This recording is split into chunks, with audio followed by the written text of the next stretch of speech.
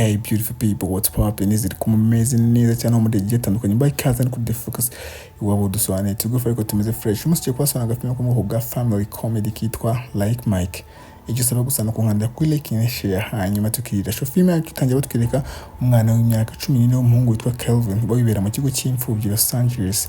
Kano kanya rero abari kwikinira ka basket mu kibuga n'inshuti ze magara Marfina Reg ubwo nyuma bidatinze yagezweho n'itina ry'ibyana binyuzura yabiyobowe na Ox. Iyi Ox rero yatangiye guserereza Kelvin kubera ukuntu aba ari kagufi ndetse atangira no kumutega iminsi avuga yuko Kelvin atazigera avamo umukinnyi wa basket ngo kubera ukuntu aba ari nta gatege. Ndetse uyu Ox yahise asaba Kelvin yuko bahanganamo umwe kuri umwe muri basket hamwe na condition yuko namutsinda Kelvin ngo ari umuhirize igeza yambaye bakunda byatari. Nubwo rero Kelvin we nta kintu na kimwe yari bwunguke yahisemo kwemera uko guhangana kubera yuko yatekerezaga yuko akagasuzugura atakihanganira. Gusa n'ubundi byo guhangana bigitangira ntabwo yabashije gutsinda nkuko yari yabipanze kubera yuko Ox aramupfundikira kubera ukuntu aba ari na muremure amusumba. Ndetse cyane kinyuzo kimara gutsinda ya jersey ye cyayitanyuriye imbere ya buri umwe wese yabana ari no kukina musebye bya danger. Ibintu Kelvin yabonye abantu biramubabaza bya danger ariko n'ubundi yiyemeza kwikaruma akishyiramo courage avuga yuko ngo n'ubundi umunsi umwe ngazabona umuryango mwiza umwadopta ngo kuburyo azabasha kwigurira igezi zirenga 5 zimeze uko nguko. Neza rero muri ako kanya umuyobozi w'ikigo cy'imfubyi baba barimo umuryaro squad witwa Zituma isahagera wese tegeka babana bose kujya gucuruza za bombo mu ijoro kugira ngo barebe ko babona udufaranga dutunga kino kigo. Aba bana rero nta ndemetamo bafite usibye kwemera ibyo babwiye. Ndetse nyuma bidatinze abana baje kwisanga hafi neza ya stade ya basket ahantu haba hari abantu benshi bitabiriye match. Abana rero bajya bagerageza gucuruza ku bantu bagiye batandukanye ariko abantu bose nta n'umwe uri gushaka izo bombo zabo kigaragara yuko ziba zimeze nk'izinabishye. Nyuma ya kanya rero Kelvin yahuye na Wagner ubari n'umutoza w'ikipe Kelvin abasanzwe afana byatari Los Angeles Knights. Uyu mwana rero akibona coach yarishimye byatari atangira kubwira uyu coach ngo uburyo bakunda ya kipe abatoza ndetse anamuhisho yuko ngabe yaje gucuruza zino bombo kugira ngo babashe kubona udufaranga twatunga cya kigo cy'imfubyi. Akimara kubivuga Wagner rero yahise amuheza amadolari 20 ariko Kelvin arayanga aravuga ati ngo here bombo buntu ngo kubera ukuntu ikipe abatoza umutoza Kelvin n'abayikunda bya danger. Uko ndetse kandi kiyongeyeho ntago aba yizeye neza nkuko amafaranga bari gucuruza zino bombo kuko ngaba ari bukoreshwa mu bintu byo gutunga cya kigo cy'imfubyi. Akibivuga rero wa mutoza yumvise atangajwe n'aya magambo ari kuvugwa n'umwana arimo kuri gutya arimo yemeza kumeza amatike ane yo kwitabira umukino ku munsi ukurikiyeho wa Los Angeles Night. Umwana akibona ya matike yarishimye bya danger. Bityo rero ku munsi ukurikiraho tubona hari amakupure make ageze ku cyagigo cy'imfubyi kugira ngo yadopta abana. Gusa muri ayo makupure nta nimwe yifuza kwa Dr. Kelvin kubera ukuntu we aba ameze nk'ukuzemo bashaka abana batoya. Ibi ngibi rero ntabwo bishimisha Kelvin ariko byibiza mudwe ipfa guhindukamo gakeya abonye umumansera azanye ikintu cy'igikarito cyakirimo ibikoresho bigiye bitandukanye byagiye bikorwa mu baturage kugira ngo abana b'imfubyi batifashishe. Arebye muri rero Kelvin yasanzemo inkweto zishaje hanyuma umumansera itamuhishoye ko izo nkweto zahoze ari zo umukinnyi wa basket ngo wikimenya bose bya danger. Hanyuma Kelvin arebye kuri imigo za nkweto yabonyeho ijambo MJ ahita yibwira ko byanze bikunze izo mpine zivuga ijambo Michael Jordan wanakibona arishima bya danger. Gusa n'ubundi ibyishimo bye ntabwo byamaze kabiri kubera yuko cyane ngo ni Ox na bagenzi be bahise bageraho ngo bari gushaka umwambura za nkweto ariko Kelvin yanga kuzibahereza pe. Gusa byabyo ko ukuntu abari byinshi birangira bimurushije imbaraga bya nkweto bikazijugunya hejuru bikaza kurangira zikwamiye hejuru ku rutsinga rw'amashanyarazi. Ibintu byatumye Kelvin asigara hasi yumiwe ariko azikora Zifite. Nyuma kuri uwo munsi rero mu ijoro hari kugwa imvura yedanje ubwo Kelvin yabyukije Marfina Reg kugira ngo bajye kureba yuko bakakufasha bamanure za nkweto zazafashe ku rutsinga rw'amashanyarazi hanyuma babana uko ari batatu basohoka hanze. Aho Kelvin yuriye ku giti cyo kiri ku ruhande kugira ngo arebe yuko yafata za nkweto ndetse aza kubasha kugira amahirwe yo gufata za nkweto ariko umurabyo warakubise byahise bituma hanuka hejuru kubita hasi ariko kubw'amahirwe ntabwo yakomeretse. Ndetse arangije yise yambara za nkweto aho tubona ibintu bimeze nk'amashanyarazi biri kuva mu nkweto bimwinjiramo. Uwo munsi ukurikiyeho rero Kelvin na za nshuti ze n'amatsiko menshi baritegeye kugira ngo bajye kureba wa mukino wa Los Angeles Night aho banemeye iri kimwe yari isigaye bakayisigira cyane ngo ni Ox kugira ngo kitaza kubariga ku muyobozi mukuru Zituma. Nyuma bidatinze rero game yaratangiye ariko ya kipe ya Los Angeles Knight ibiri gukina nabi byatari ibintu bibabaza cyane Kelvin. Hanyuma rero mu gihe cya half time manager w'ikipe Frank yahise atangaza yuko ngo umunyamahirwe umwe mu baguze itike ari buze kubasha kugira amahirwe yo gukina umukino umwe kuri umwe n'umukinnyi w'umustar mu ikipe ari we Tracy. Ndetse nyuma gatoya resulta zaratangajwe aho twaje gusanga uwo watsinda ayo mahirwe aba nta wundi aba ari wa mwana Kelvin. Umashaka kurikiyeho rero wa mwana amanutse hasi mu kibuga aho yemeje bamwe mu bafana kubera utuntu tw'utugambo twinshi yari afite, arangije azirika arase neza z'inkweto aho yise atanga icyifuzo ngo yaba ari gukina nka Michael Jordan. Nyuma bitinze rero game yaratangiye ariko atungura abafana bose kubera ukuntu Kelvin abasha gutsinda wa mukinnyi kandi aba ari umupro. Ndetse ibi ngibi ntabwo bishimisha wa mukinnyi muri Tracy kubera ukuntu abadashaka kubona ari guseba atsindwa n'umwana mutoya gutya, hanyuma nyuma gatoya agatangira gukina n'imbaraga zose, ariko n'ubundi Kelvin akomeza kumutsinda uburyo yaje kubasha no gutera dunk imwe baturuka muri metero 30 zose. Hakikubitamo abafana noneho bumiwe ewana bakoma amashyi byadanje. Umunsi ukurikiyeho rero Frank na Wagner baje kureba Bitterman umuyobozi cya kigo cy'imfubyi, aho rero baje kumugaragariza yuko ngo bari gushaka yuko Kelvin yaza gukina muri game Los Angeles Knight bifite kuri uwo munsi, ndetse ahangaba bemera gutanga amafaranga $5,000 ku munsi. Gusa wa muyobozi wa cya kigo nawe ubukunda amafaranga byadanje yatsa ndi ibyahise bituma Frank yemera kongeraho andi $2,500. Ku rundi ruhande ariko Kelvin we n'ubungubu ibyishimo bari ibyishimo akimara kumenya aya makuru, aho n'amatsiko menshi abibwira za nshuti ze Murphy na Reg, ariko bose n'ubungubu bari bagitangaye kubera ukuntu bababonye nijoro yakinnye neza byadanje. Ariko Kelvin we ahita avuga yuko ibi ngibi bishobora kuba biri guterwa na za nkweto aba yatoraguye zamaje. Arangije asaba abantu bashuti be kubigira ibanga ntazajye umuntu n'umwe babibwira, ariko ikintu batari bazi nuko cyane ngo ni Oxy cyari kiri kuboneka ikiganiro cyose kiri kucyumva. Ndetse mu mashaka kuri cyo tubona Kelvin ahagera aho yaraje gukina umukino wa mbere wa Los Angeles Knight, aho yaraje n'ibyishimo byinshi yishimiye guhura n'abakinnyi kuze afana yifuza kuzahura nabo. Arangije yahise yegera Tracy kwanza abanza amusaba imbabazi bo kuba yaramutsinze ku munsi ubanza, ariko wa Umustar ahita amubwira ko ngari ntaribi. Hanyuma y'ibi ngibi rero Kelvin yagiye kureba coach aho yagiye kumubaza no kuri kwinshi aramubwira ati barumbwiye impamvu wamagaye ngaha, ariko anga coach nawe yahise amuhereza ukuri amubwiye yuko impamvu Frank aba yemeye kuza kumukodesha ngatari kugira ngo aze gukina, ahubwo aba ari kugira ngo aze kuza gushimisha abafana ngaha muri stade. Nyuma bidatinze rero umukino waratangiye, ariko ku yindi nshuro n'ubundi Los Angeles Knights ibiri gukina nabi byadanje. Nyuma gato rero Kelvin nibwo yahise atekereza strategy, arangije ahita asaba coach kugira ngo amureke ari uyobora ikipe by'akanya gatoya. Nubwo abandi bakinnyi benshi rero bari banze gutanga amahirwe, ariko Wagner yemeje guhereza amahirwe uno mwana, hanyuma umwana akubitamo za nkweto ze zamaje aho yatangiye gukina nk'umupro byatari, ndetse ahita akora comeback ya danje atsinda amanota agera kuri 27 wenyine, ibyatumye Los Angeles Knight itsinda iyo game. Nyuma y'ibi ngibi rero ya performance ya Kelvin rwose yabaye ikimenye bose ku buryo no mu makuru batangiye kwivugaho, ndetse atangira kuba icyamamare byatari ku buryo yahise ahabwa na kontra nk'umukinnyi n'umunyamwuga wa Los Angeles Knight. Nyuma y'iminsi mike rero Kelvin noneho yafashe trip ya mbere mu ikipe ari muri private jet, ibintu yarahoze atekereza ko bitazigira bibi impamo. Ndetse hagati mu rugendo Wagner yasabye Tracy kugira ngo ajye kurara mu cyumba kimwe na Kelvin, ndetse azajya namugira inama.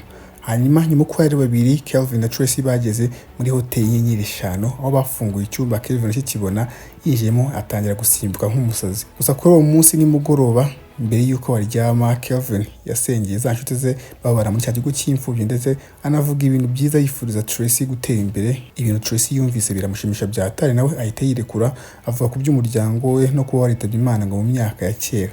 Mu gihe cy'iminsi ikurikiyeho rero Kelvin yakomeje gufasha ikipe ye gutsinda game zigiye zitandukanye, aho neza yagiye ahinduka umustar wa mbere, ndetse we na Tracy bagenda barushaho kuba inshuti byatari, aho rwose bakundaga kuba bibereye mu rugo kwa Tracy igihe badafite game. Mu mashaka kurikiyeho rero Kelvin aba yagarutse ku cya kigo cy'imfubyi aho aba yazaniye impano nyinshi za nshuti ze. Hanyuma kuri uwo munsi igihe bari baryamye Kelvin yabwiye Murphy n'abandi bana ibijyanye na kwa kumenyekana gushyashya na kwa kuba umustar ngo n'uburyo aba ari kubyenjoyinga byatare, ariko n'ubundi ibi ngiye bivuga cyane ngo ni Oxy kiri kumwumviriza. Rero kibyumva rwose cyane kimwanga byatare umujinya urakica, aho cyahise kiza gisanga Kevin aho yari ajyanye mu buriri kugira ngo kirebe ko cyamwiba za nkweto ze za maji, ndetse Murphy aza kugerageza gutabara mushuti we ngo arebe ko batazimwiba, ariko ya genge ya bya byana binyuzura biza kurangira bimuziritse. Hanyuma yumvise kano kavuyo, wa muyobozi wa cya kigo cy'imfubyi Bitterman yayisaza, aho yahise asaba bya byana binyuzura kutagira ikintu na kimwe bikora kuri Kevin kubera yuko ubu ngubu noneho abamufitiye agaciro, yinjiza agafaranga kenshi. Akibivuga ariko Oxy yahise agira umunyabyahatari, aho yahise ayishura yuko ngo n'ubundi impamvu Kevin aba ari gutsinda muri ino minsi ari kwifashisha za nkweto zimuhiriza amaji. Gusa wa muyobozi Bitterman yahise amuzibisha aramubwira ati muvanga mujye kuryama. Nyuma y'iminsi mike rero muri imwe muri match bari bakinnye, Kevin yaje kuvumbura yuko Tracy wa mushuti we atari imfubyi ahubwo afite papa, ariko ngo muri iyi minsi baba baraburanye batakivugana n'iki n'iki. Ibi ngibi rero bituma Kevin aba barabyahatari kubera yuko we ngaba yumva yuko yakora ikintu cyose cyaba gishoboka abaye agifite papa we mu buzima bwe, ariko byibuze bakazajya bavugana. Bityo rero agiye kugerageza kubiganirizaho Tracy, ariko wa mukinnyi aramwiyama amubwira yuko hatagomba kwinjira mu bintu bya famiye ye. Nyuma rero dukomeza tubona yuko ubusitari bwa Kevin bwarushijeho kugenda buzamuka, ari nako famiye nyinshi zagendaga zisura cya kigo cy'imfubyi aho babaho zishaka kujya kumwadopta, ariko we n'ubu ngubu abatarabasha kubona ababyeyi yakimvamo akajya gutangira umuryango nabo. Umunsi umwe rero Kevin yagiye mu rugo kwa Tracy n'ibyishimo byinshi, amutangariza yuko ngo amufitiye surprise. Wa mukinnyi rero bari mabeshu n'ubundi aratangira kwipankaza atekereza yuko ari nk'umukobwa w'icyuki, ariko kumbe ajya kureba agasanga ni wa papa we baba baraburanye. Akimubona rero ingi byahise birushaho bwo kumuzamurira umujinya, aho bwa mbere yabanje kwirukana uyu papa we aramubwira ati mvira aha ngaha, ndetse anatonganya cyane Kevin mu bintu byo kumwijirira muri famiye ashaka kwipanga akazi n'iki n'iki. Hanyuma Kevin nawe utari wishimye yuko ibintu abakozi batabishimye, yasubiye ku cya kigo cy'imfubyi, aho yageze noneho ahura na couple nshyashya, couple rwose ubona yuko ari ntari biryayo, ndetse baba bafite icyizere yuko Kevin ari buze kubemerera bakamutwara bakajya gutangira umuryango bakamurera. Kevin rero abonye no couple nayo ari y'abana beza, yiyemeje kubahiriza amahirwe akajya gutangira umuryango. Ariko ingi byahise bitera impungenge cyane Bitterman kubera yuko ubu ngubu uyu mwana naramuka asohotse muri kino kibugo ntabwo abazongera kwakira agafaranga na kamwe guturuka kuri za ekipe n'ibiki. Bityo yihuse cyane ajya kureba cya cyana ngo ni Oxy, ariko kibaza amakuru ku bijyanye na za nkweto za maji kiba cyaravuze kuri wa munsi. Ndetse ubwa mbere cya cyana ngo ni Oxy kibanza kwanga kumuhereza amakuru, ariko nyuma yuko wa muyobozi wacu akomeje kugititiriza byatari, byarangiye kimuhaye kuri kimubwa yuko impamvu wa mwana atsinda ari uko akoresha inkweto zifite maji. Akibyumva rero wa mugabo wari igisambo byatari yahise apanga akantu. Hanyuma ku munsi ukurikiyeho yahise agurira Kevin inkweto nshyashya, arangije aramwinginga ngo yuko izo nkweto aguye kuzajya yambara, ngo cyane ko n'ubundi aba agiye gutangira umuryango n'ababyeyi bashyashya. Uyu mwana rero bwa mbere yabanje kwanga kuzemera, ariko kuvuga yuko ngo yikunda inkweto yarasanganywe, ariko wa muyobozi Bitterman akomeza gutsimbarara amubwira yuko agomba kuba ari gusa neza niba agiye guhura n'abantu bashyashya. Biza kurangira rero Kevin nubwo batabishaka yambaye za nkweto nshyashya, hanyuma agenda ahiriza wa mushuti we Murphy za nkweto ze zifite maji, amusaba kuzirinda n'ubuzima bwe bwose. Nyuma y'ibingibi rero Kevin yagiye gusangira na wa muryango we mushyashya, aho dukomeza tubona Murphy wari wigumye handi ku kigo ari kwirebera agafoto ko wahoze ari mama we wari yitabye Imana, afite n'amarangamutima menshi. Ariko neza muri ako kanya nibwo Oxy na rwa rugongo ni Bitterman binjiye aho ngaho mu cyumba, bahita baka ifoto Murphy ya mama we, aho batangiye kumutegeka bamubwira ngo abahereze za nkweto zifite maji. Ndetse ubwa mbere Murphy abanza kwanga kubibabwira, ariko Bitterman aramukanga ku buryo yatangiye no gutwika ifoto y'uwahoze ari mama we. Murphy abonye ko ya foto bayishyizeho umuriro n'ukuntu abikunda byatari, biza kurangira uyu mwana abayishuriye ukuri akababwira ahantu inkweto ziba zitsimbye. Ku rundi ruhande rero tubona Kevin wari kugerageza kuganiriza ababyeyi nyine ngabiri kuri ko ibintu bimeze neza muri ya famiye nshyashya ashaka ko mwadopta. Hanyuma ibyo birabaye mu mashusho akurikiyeho tubona Bitterman agera ahantu ku kizu kimeze ukuntu, agahura n'abagabo batatu bamwe bategura ibintu bya beti. Ahangaha rero yahise abamenyesha yuko ngari gushaka gushyiraho beti y'ibihumbi 100 kuri match zahuza Los Angeles United, ari kuvuga yuko iyo game Los Angeles zayitsindwa. Ndetse abagabo bategura ibintu bya beti byarabacanze kubera yuko ikipe ya Los Angeles United yari imaze iminsi iri kwitwara neza, ariko Bitterman n'icyizere cyinshi atsimbarara ababwira yuko ngo muri game ikurikiraho byanze bikunze bazatsindwa. Ku rundi ruhande rero tubona Tracy wari ukiri kuganira na papa we, aho byahise bigaragara yuko baba bamaze kwiyunga nk'umuryango. Ibyo bapfaga byose babiganiraho bagasanga cyose byari urucabana. Hanyuma ku munsi ukurikiyeho Los Angeles Night iba ifite umukino w'ingenzi cyane. Hanyuma mbere y'uko utangira Tracy yagiye yegera Kelvin aho yamubwiye yuko ngabo mufitiye amakuru mashyashya kandi meza. Kumbe Tracy aba ari gushaka kwa adopta wa mwana akajya kumutunga bagatangira umuryango mushyashya nkuko umwana yahoze abishaka. Gusa mbere y'uko abimutangariza ya famiye ya Boyd yahise igera aho ngaho muri locker room aho Kevin yahise atangaza yuko ngaba ngaba ari babyeyi be bashyashya babagiye kumwadopta. Tracy rero yaratunguwe kumva ayo makuru, ariko n'ubundi yishimira yuko byibuze umwana yabashije kubona umuryango ndetse anamwifuriza amahirwe muri iyi game bagiye gukina. Kandi ubu kano kanya game buri minota 20 yonyine kugira ngo itangire. Hanyuma Karamafi kagafite ubwoba bwinshi kahisemo guhamagara Kevin kamubwira ukuntu ibintu biba byagenze, aho kayumviye kuri telefone kamubwira yuko za nkweto za maji baba bamaze kuzitwara. Ibi rero bituma wa mwana yumirwa kubera yuko idatekereza yuko adafite za nkweto za maji, n'ubundi aba ari umwana waho ngaho w'imyaka 10 afite ikintu na kimwe yakora. Bityo rero yihuse cyane yahise yihutira kujya kuri cya kigo cy'imfubyi kugira ngo ajye kureba yuko byibuza inkweto yazigerura. Nyuma y'akanya gato rero game yaratangiye, ariko coach ashaka wa mwana neza aramubura pe. Ku rundi ruhande uwo Kevin nibwo bari kugera ku cya kigo cy'imfubyi aho asanga cya type ngo ni Brittaman kiri kureba match n'ibyishimo byinshi kiri kuvuga ati mu kanya agafaranga ndagatsindira. Gusa abana bacuze umugambi wa danje aho baje bagifata bakizikira mu ntebe batangira kucyaka imibare ifungura safe birimo aho ngaho cyo cyatsinze za nkweto. Gusa cya Brittaman amakuru cyanze kuyatanga neza aho neza ari no muri kano kanya Ox yinjira aho ngaho mu cyumba. Hanyuma Brittaman ahita yumva yiruhukije ahita yaka Ox ubufasha. Gusa Kelvin ahita abwira Ox yuko nubwo bafite ibintu byinshi bibatandukanya nk'abana b'imfubyi bose bagomba gukora nk'itsinda bagaharanira gutahiriza umugozi umwe, ndetse anga asobanura yuko nubwo abana bose baturuka ahantu hagiye hatandukanye ariko mu by'ukuri nta n'umwe wifuriza ikintu kibi mugenzi we. Akimara kubyumva rero Ox nawe yumva agize amarangamutima, noneho bwa nyuma nawe yiyemeza gukora ikintu kizima aho yise afasha Kelvin kugira ngo byibuze arebe ko yasubirana za nkweto. Aragenda afungura safe. Kumbe uyu Ox yarasanzwe azi imibare ifungura ya safe kuva na mbere. Nyuma y'ibingibi rero Kevin n'inshuti ze bahise berekeza ahandi match biri kubera kuri twa scooter. Hanyuma Brittaman nawe abashije kwizirikura nibwo yahise ahamagara bya bigabo bettinga aho yabisabye kugira ngo birebe ko byahagarika Kevin na bagenzi be batagera ku kibuga hari kubera match. Bya bigabo rero koko niko byabigenje bitangira gukurikirana yuko byafata abana cyane ko nabyo bidashaka guhomba agafaranga. Gusa hamwe n'ubufasha bwa za nshuti ze Kevin yabashije gukwepa bya bigabo ndetse tayari aza kubasha kugera neza hanze y'ahantu match biri kubera. Gusa mbere yo kwinjira yakubitanye na Brittaman tayari wari wamutegereje ariko mbwa ati mpereza nkweto wamuginga, ariko Kelvin aza kubasha kumugongesha kaga scooter yari afite ahita yirukankaga naho game ibiri kubera. Ku rundi ruhande rero muri match tubona yuko ikipe ya Los Angeles Night n'ubu ngubu abantu ibimerewe nabi, ikipe imereye nabi byatari. Kandi ahangaha bitakomeza dushura yuko uyu mukino iyo iwutsindwa itari kubasha kwitabira imikino ya playoff.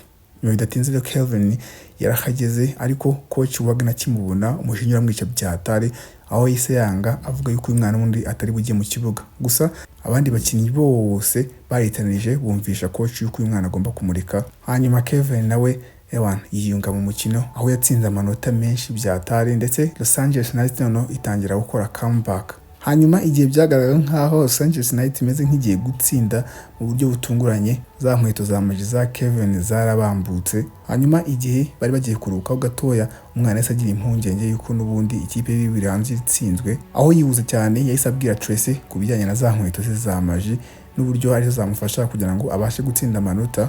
Gusa Tracy we ntago abyizera, ahubwo ahita asaba Kevin kwigirira icyizere no mu mpano ye, aho yahise asaba uno mwana kwambara izindi nkweto hanyuma bagasubira mu mukino amuga yuko burya ibintu byose ari mu mutwe. Dukomeza rero tubona Kevin ari kumenyesha bagenzi be bakinana yuko ngingi ariyo match ya nyuma, uko nyuma y'iyi match yifuza kwisubira mu cya kigo cy'imfubyi akajya ku mwana usanzwe n'ubundi imyaka yo kuza guhangana n'abantu itaragera. Aba bakinnyi rero byarabatunguye kubona umuntu adashaka gukomeza kuba umustar kandi yarabigizeho, ariko n'undi bemera kubaha umwanzuro we. Hanyuma umukino urakomeza, ariko adafite za nkweto za maji Kevin neza biranga ajya gutera paniye wapi. Bwa nyuma na nyuma rero amanota hafi y'ikipe zombe abameze nkangana, aho Kevin yigeze nk'umuntu ugiye gushuta, hanyuma urundi rukinyi ruzamutse hejuru ahita bica mu maguru arangije ahita pasa Tracy, aho Tracy nawe yakoresheje ano mahirwe ewana ahita ashuta ishoti ryiza byaje kurangira rigiye muri panier, ndetse hamwe n'iyi nota yari imeze nk'aho ariyo rya nyuma mu buryo bumeze nk'ibitangaza babashije gutsinda, ndetse ako kanya bahita babona itike ibajyana muri playoff. Nyuma y'iyi match rero ababyeyi bashyashya ba Kevin baramamaye kugira ngo baserebure ino ntsinzi muri restaurant, ariko uyu mwana abyitegereje neza ahita abona yuko adashaka kubana na wa muryango wa Boyd, aho yabiseguyeho arangije ababwira ko agomba kwisubira muri cya kigo cy'imfubyi. Nyuma y'iminsi rero ya kipe ya Los Angeles United yaje gusura cya kigo cy'imfubyi, aho Kelvin yavumbuye yuko ikipe ye nayo baterankunga bashyashya cya kigo cy'imfubyi, ngo kubera yuko nyuma ya match wa muyobozi wari usanzwe ari ukina kigo mu buryo bw'uburara bayaburiwe irengero, kubera yuko n'ubundi atari kubasha kubona agafaranga ngo yishyure amadeni yari afitiye abantu. Hanyuma y'ibingibi rero Tracy yajyanye ikiganiro cyiza na Kelvin, ahangaha yahise anavuga yuko ngo bari gushaka umwadopta. Hanyuma uyu mwana akibyumva ibyishimo byaramwishe, ariko arebye ku ruhande abona wa mugenzi we ngo ni Murphy, aho yahise yumva amugiye impuhwe, arangije ahita abwira wa mukinnyi yuko azemera yuko amwadopta niyemere yuko ajyana na ya nshuti ye ngo ni Murphy. Tracy nawe yarabirebye abona nta ribi, ahita yemerera na wa mugenzi we kugira ngo bose bagende bitangirira umuryango mushyashya. Ndetse mu mashusho hanyuma tubona uko ari batatu bari kwikinira muri rwa rugo rushyashya mbere yuko bajya kuryama. Ashimwe za nkweto za Muri zitumye Kevin abasha kubona umuryango nk'uko yahoze abitekereza. Ibintu biba bigaragara yuko ari ingenzi cyane kurenza nuko yashaka gukina muri NBA. Ndetse ngaha ku rukuta tunabona yuko Reg wa mugenzi wabo nawe aba yarabonye umuryango mwadopta, baba bataramuse muri cya kigo cy'imfubyi. That's what's up. Agafilme kacu kuri munsi nawe karangiza ukabashimishije. Iyi ngiyi The Focus. Until next time. Peace.